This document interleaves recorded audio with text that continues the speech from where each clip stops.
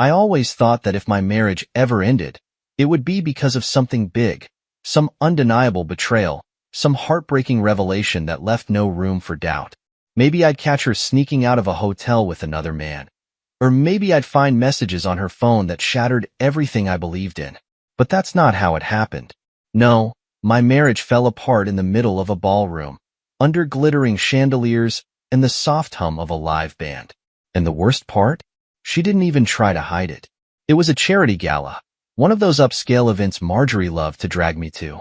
I never cared for them, but I went along because it made her happy. I was never the kind of man who got jealous or controlling.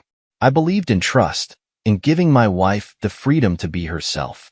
But trust is a fragile thing. And that night, she shattered it with a single dance. The beginning of the end. We arrived at the venue dressed to impress.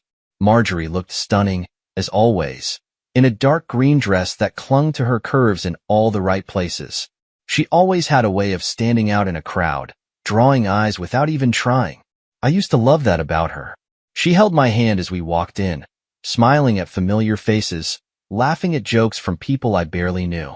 Everything seemed normal. Just another night of socializing, of playing the role of the supportive husband while she thrived in the spotlight. Then he arrived. I didn't recognize him at first. A tall, confident man in a tailored suit, moving through the room like he belonged there. The way Marjorie's eyes lit up when she saw him made my stomach tighten. It was subtle, just a flicker of excitement, but I noticed. She excused herself before I could ask anything. The next thing I knew, she was in his arms, swaying to the music as if nothing else in the world existed, as if I didn't exist. A moment that lasted forever. I stood there, frozen, watching my wife melt into another man's touch. It wasn't just a dance. It was the way she moved with him, the way their bodies fit together so naturally, the way she looked up at him with a soft, playful smile, the same smile she used to give me. The music slowed, and so did my heartbeat. My hands clenched into fists, not in anger, but in something worse, realization. This wasn't new. This wasn't innocent. This wasn't just a dance. People around me continued chatting, laughing, enjoying their evening, completely oblivious to the storm raging inside me. I felt like a ghost, like I had already disappeared from her world, and she hadn't even noticed. That was the moment it hit me. She had already let go of me. She just hadn't bothered to tell me yet. The decision that changed everything. I could have confronted her right then and there. I could have marched onto the dance floor, pulled her away, demanded answers. But what good would that have done? She had already made her choice, whether she realized it or not. So instead, I made mine. I turned around and walked away. Not just from the dance, not just from the party, but from her. And she had no idea just how much she was going to regret it. I walked out of that ballroom with my head held high, but inside, my entire world was collapsing. Every step I took away from that dance floor felt like a piece of my life breaking off and falling behind me. I didn't stop to check if she noticed. I didn't wait to see if she'd come after me. I already knew she wouldn't. Not yet. The valet looked at me strangely when I handed him my ticket. Maybe he sensed something was off. Maybe he saw the tension in my jaw, the way my hands clenched just a little too tightly. Or maybe I was just imagining things because my mind was spinning so fast, trying to process what had just happened. By the time my car pulled up, I had already made my decision. I wasn't going to go home. Home wasn't home anymore. Not with her in it. So I drove.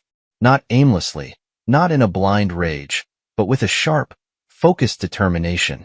I needed clarity, needed to think without the suffocating presence of her betrayal clouding my judgment. I found myself at a late-night diner on the outskirts of town, the kind of place with cracked leather booths and a waitress who looked like she'd seen it all. I slid into a booth, ordered a coffee I didn't really want, and just sat there, staring at the swirling steam as if it held the answers I needed. How long had this been going on? How long had I been the fool, standing in the background while she played out some fantasy right in front of me? The thought made my stomach churn. It wasn't just the dance. It wasn't just the way she looked at him. It was the way she didn't look at me. The way she hadn't looked at me in months. Had I really been so blind? I thought back to the little things. The late nights at work that never used to happen, the sudden interest in her appearance, The way her phone never left her side anymore. The puzzle pieces were all there, scattered in front of me, but I had been too trusting to put them together. I took a deep breath, trying to calm the rage bubbling inside me. I wasn't the kind of man who lost control, but I also wasn't the kind of man who let himself be walked all over. I pulled out my phone, my fingers hovering over her name. I could call her. I could demand answers. But what would she say? Some weak excuse? Some half-hearted lie? No, I wasn't going to give her that chance. Instead, I scrolled down, past the calls and messages, until I reached a contact I hadn't used in years. Nathan, my oldest friend, the one person who had always told me the truth, even when I didn't want to hear it. I hit the call button. He picked up on the second ring. Elliot? Man, it's been a while. What's going on? I hesitated for only a second before saying the words out loud, making them real. She's cheating on me, Nate. The silence on the other end was deafening. Then, finally, a sigh. Where are you? I gave him the address. Stay there. I'm on my way. I put the phone down and stared at my reflection in the window. I had walked away from that ballroom, from that moment of betrayal, but I wasn't done. Not yet. This wasn't just about leaving. This was about making sure she understood exactly what she had lost. Nathan showed up 20 minutes later, his truck pulling into the diner's near-empty parking lot. He walked in with the same confident stride he'd always had, scanning the room until he spotted me. His face was unreadable as he slid into the booth across from me, waving down the waitress for a coffee. Tell me everything, he said, his voice calm but firm. I took a deep breath, gripping the ceramic cup in front of me like it was the only thing holding me together. We were at that charity gala Marjorie loves. Everything seemed normal at first, but then this guy showed up. I shook my head, jaw tightening. I don't even know who he was, but the way she looked at him, Nate, like I wasn't even there. He didn't interrupt, just sat there listening as I told him about the dance, about how she melted into this guy's arms like she belonged there, how she hadn't once looked back to see where I was, or if I was watching. How long do you think it's been going on? He finally asked. I exhaled sharply. That's the part that's killing me. I don't know, but the signs were there, weren't they? I just didn't want to see them. Nathan leaned forward, his expression dark. You don't need to know how long. What matters is what you're going to do about it. And that was the question, wasn't it? What was I going to do? For years, I had built a life with Marjorie, trusted her, loved her. But that moment on the dance floor had shattered something in me that I wasn't sure could ever be repaired. I ran a hand down my face. I don't know, man.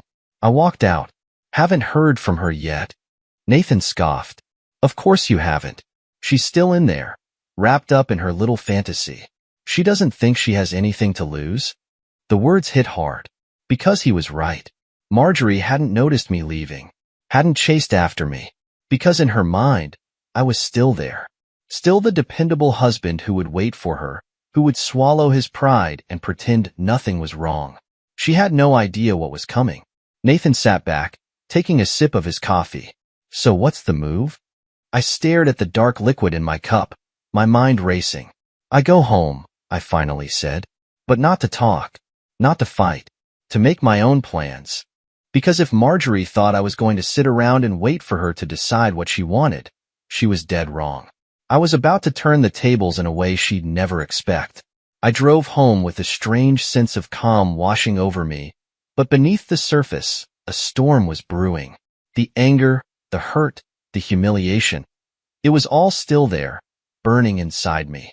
But now, there was something else. Clarity. Purpose. Marjorie had made her choice the second she let herself disappear into another man's arms. The second she acted like I was nothing more than an afterthought. She just didn't know yet that I had made mine too.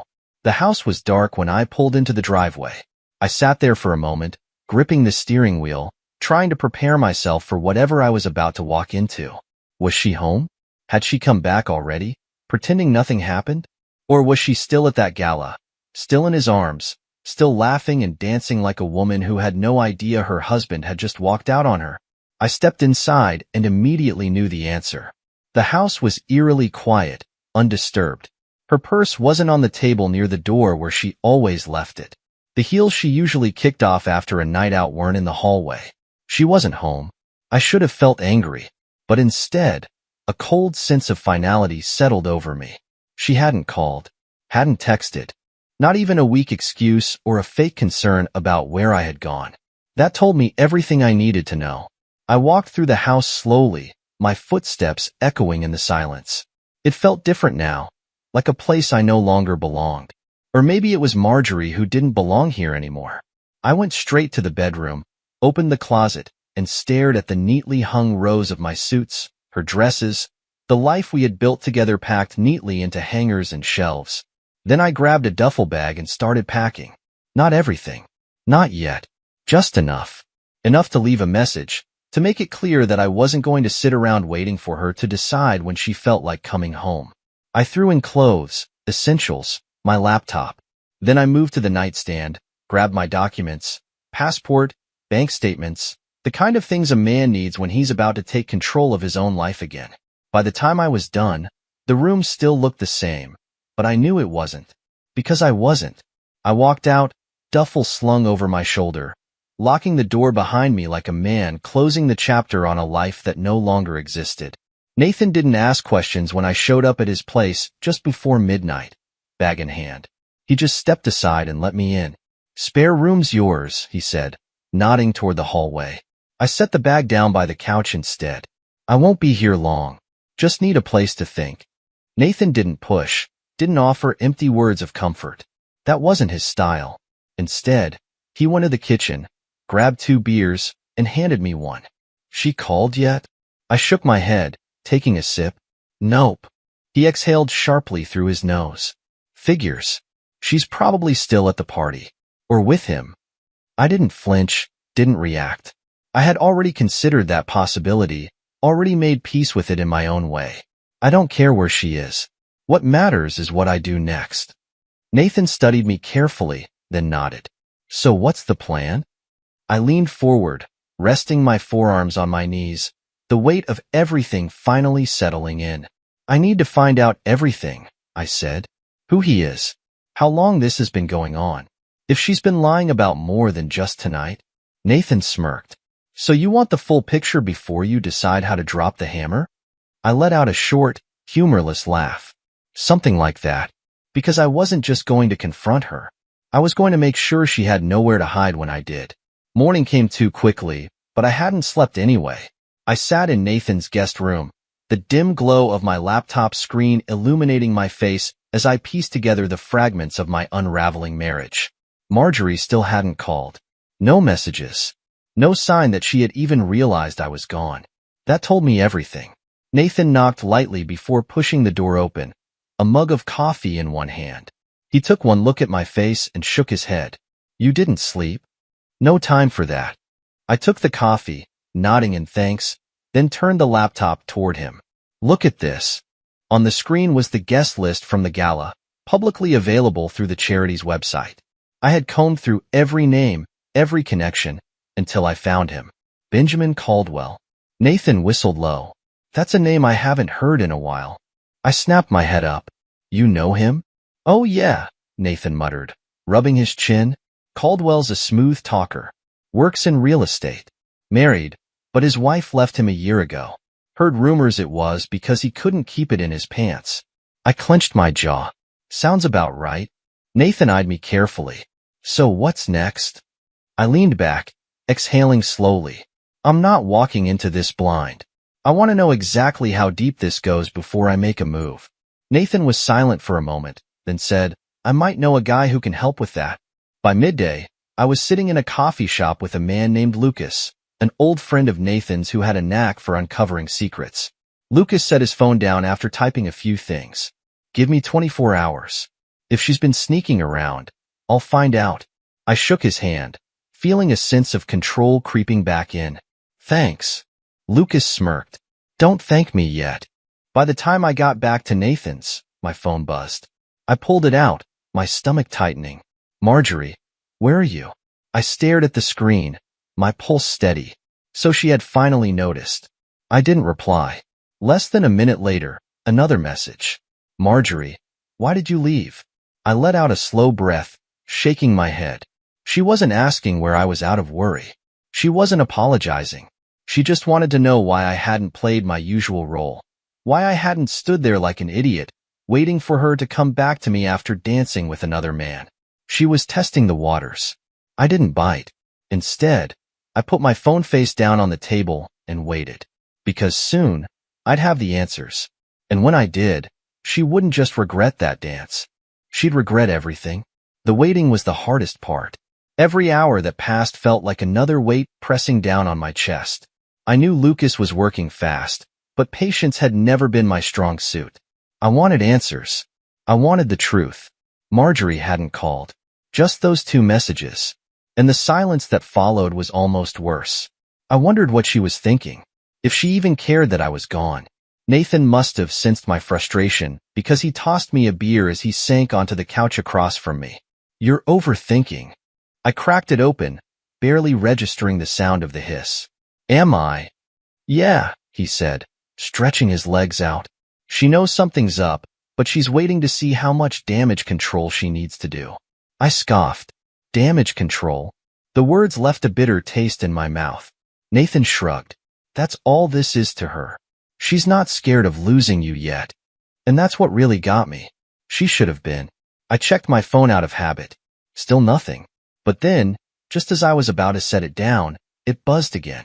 A message from Lucas. "Lucas, meet me in an hour. You're gonna want to see this." A pit formed in my stomach, but I didn't hesitate. "Come on," I said, standing. "Let's go."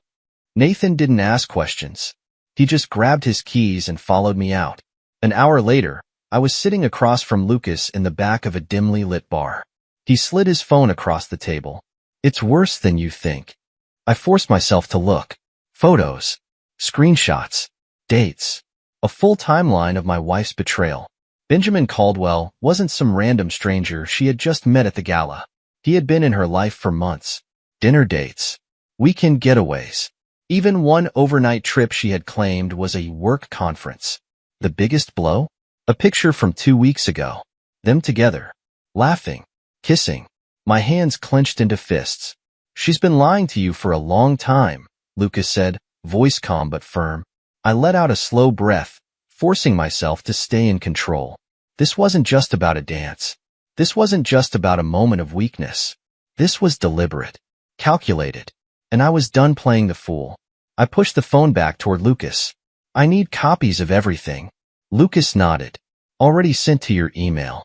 I stood, my decision already made. Nathan watched me carefully.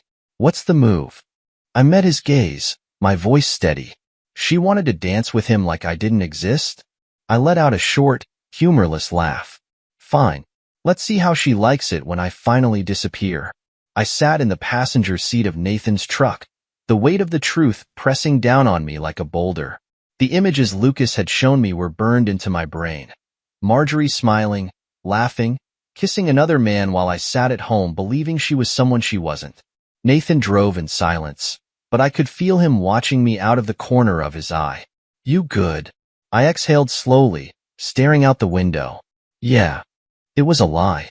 I wasn't good. I wasn't even close. But I knew what I had to do. We pulled up to Nathan's house, and I didn't waste any time. I walked inside, grabbed my laptop, and pulled up my email. Lucas had already sent the files, photos, dates, locations. A full, undeniable record of my wife's betrayal. And now, it was time to decide how to use it. Nathan leaned against the counter, watching me. "So, what's the plan?" I clicked through the images, feeling my jaw tighten with every one. I'm not going to argue with her. Not going to let her gaslight me or spin some pathetic excuse. Nathan smirked. "So, you're going for the silent treatment?" I shook my head. "I'm going to let her bury herself?" Nathan raised an eyebrow. "How?" I tapped my fingers against the table, my mind racing. She still hasn't called. Just those 2 texts. That means she's testing the waters, trying to figure out what I know. Nathan nodded. "Yeah, she's waiting for you to come crawling back. Business as usual." "Exactly," I muttered. "So I'm going to let her think she's still in control." Nathan grinned. "I like where this is going." I picked up my phone and finally typed a response. "Me? We need to talk." A few minutes later, she responded. Marjorie, are you okay? You just left without saying anything. There it was. No apology. No concern about what I might have seen or what I might be thinking. Just a carefully worded attempt to minimize what happened. I waited a full 10 minutes before replying. I don't want to do this over text. I'll be home in an hour. Nathan leaned over, reading the messages. You're playing it cool. I set my phone down. If she thinks she still has the upper hand, she won't have her defenses up. She'll try to spin it. Nathan chuckled. And that's when you dropped the hammer.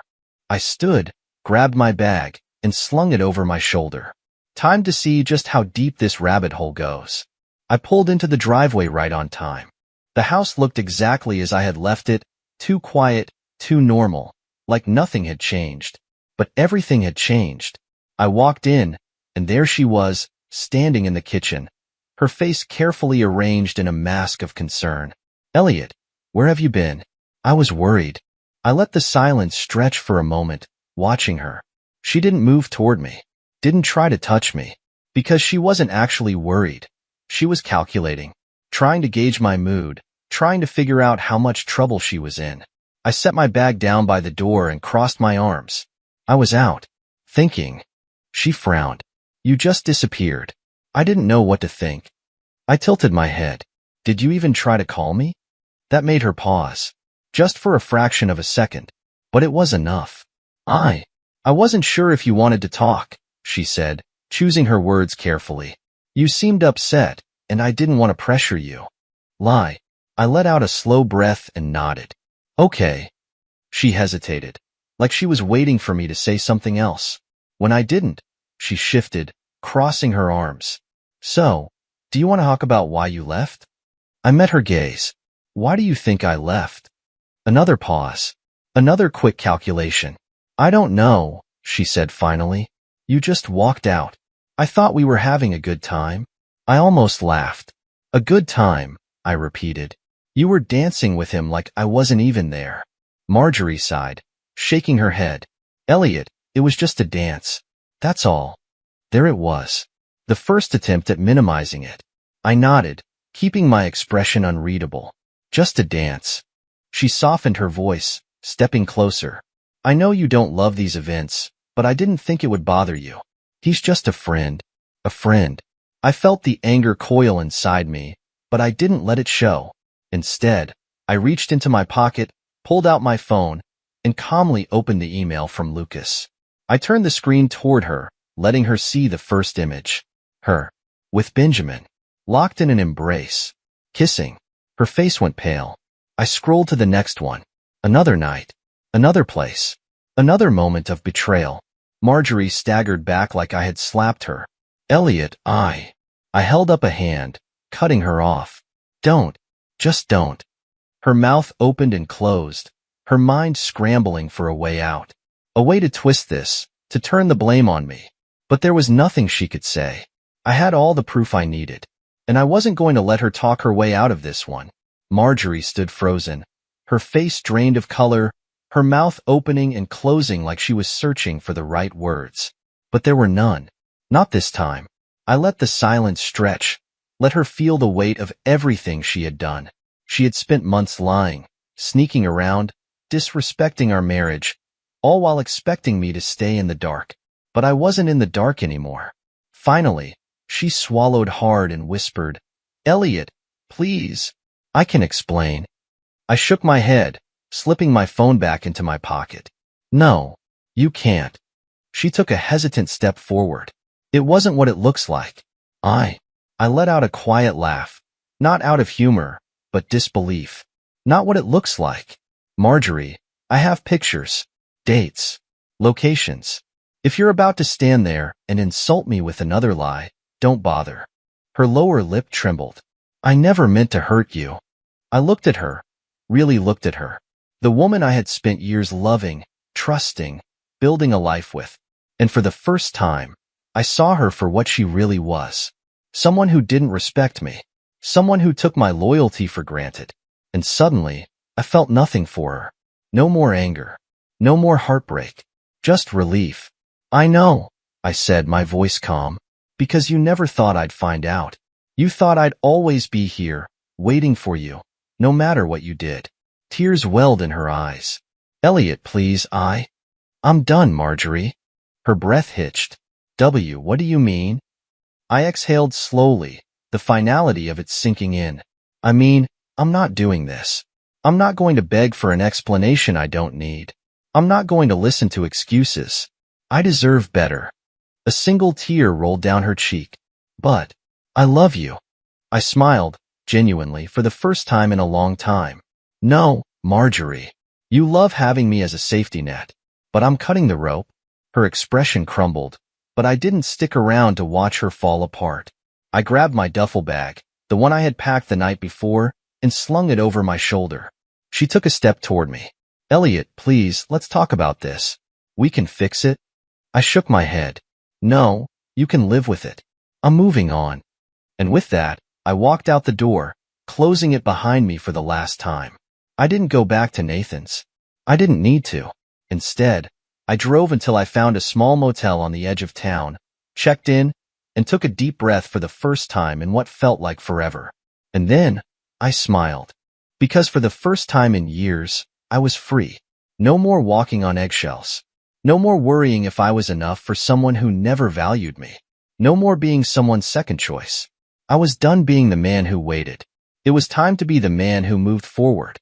And as I lay back on the motel bed, staring up at the ceiling, I realized something. Marjorie would regret what she did for the rest of her life. But me?